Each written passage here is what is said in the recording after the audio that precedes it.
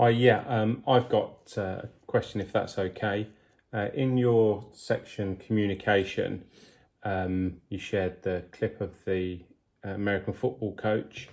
Do you think he was prepared to do that, or do you just think he did it off the top of his head? Well, I think the coach probably prepared what he wanted to say beforehand, but then his passion took over and this really came through in his speech.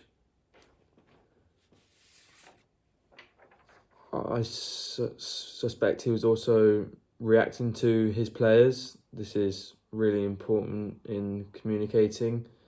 If you think about halftime talks, a coach may plan what he wants to say, but if he isn't getting the reaction he expects from the players, he might adapt his plan. Okay. Another question on that, if it's which was in the communication section, you mentioned communicating by other means. What do you mean exactly by other means? Well, by other means, I'd mostly draw your attention to body language.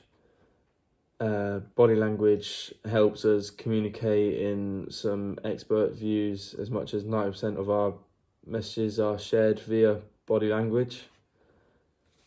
And in the clip we watch, you can see how animated the coach was, which really illustrated the energy he was talking to his team about.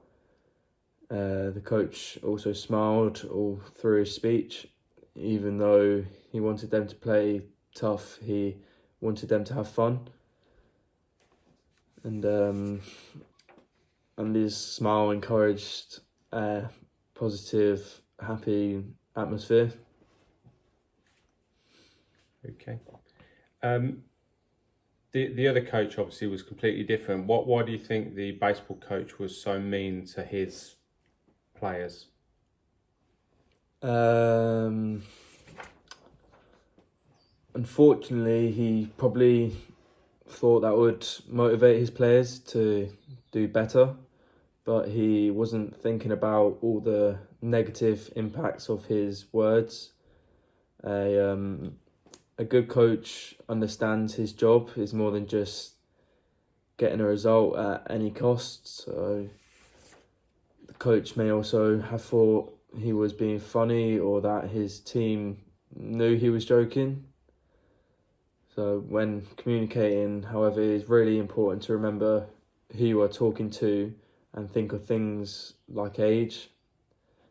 I also think some of the coach's language was was discriminatory, which is completely unacceptable. People, including coaches, can't use banter as an excuse for discrimination. So, yeah. Um, and you mentioned at the end, coaches need to love what they do. Why is it important to love what you do? Well, uh, if you love what you do, you'll give it your 100% and the best you can really be. If you're just doing it because you have to do this, you will probably be seen by your players and they'll be motivated. Like I said in the presentation, coaches often lead by example. Yeah.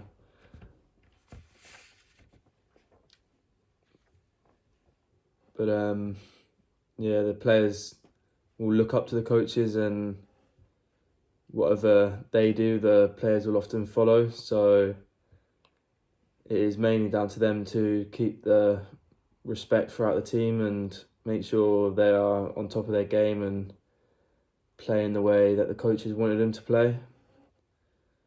But I'm afraid we are done for time.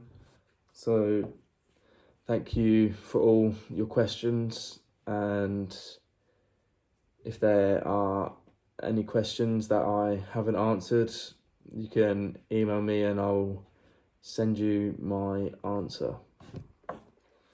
Thanks.